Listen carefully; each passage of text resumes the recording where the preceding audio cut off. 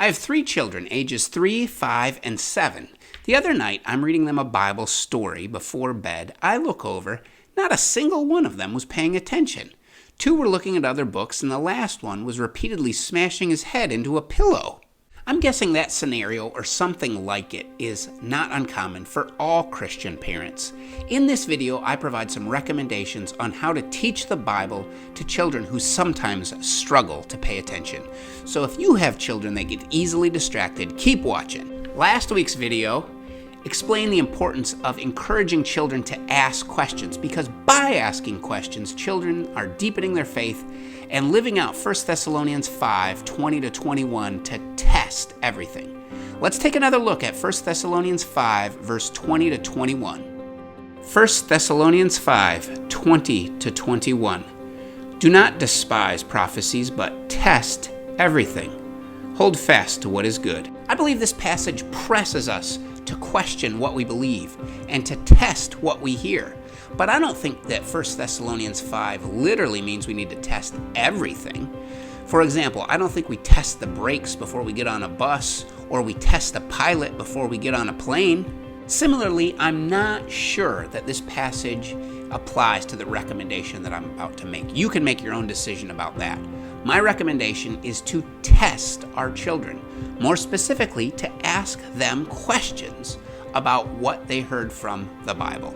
At least for me, I don't mind so much if they're not looking at the Bible or looking at me when I read them a story, if they can answer the questions.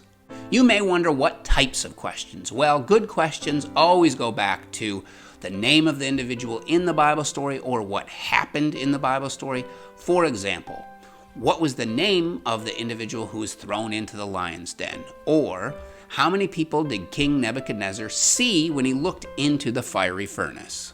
2 additional suggestions with this. First, be prepared to reread the story. If it's obvious the children were not paying attention and they can't answer the questions, you better be prepared to reread the story. Secondly, it's important to tailor your questions to the age of the child.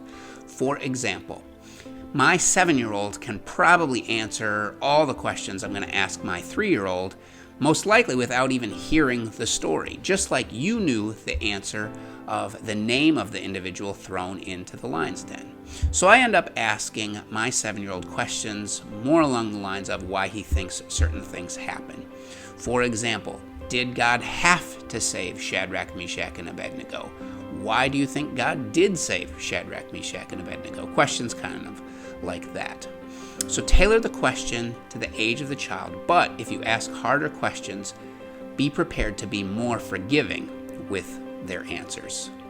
Not only is asking children questions a great way to determine whether they've been paying attention, but asking them questions is also a great way to deepen their understanding and to help them remember and know Bible stories. So if you're not asking your children questions after reading them the Bible, I'd encourage you to start. My name is Christopher, and I hope these recommendations are helpful in teaching the Bible to children who are easily distracted or seem to not be paying attention. Let me know what you think in the comments below.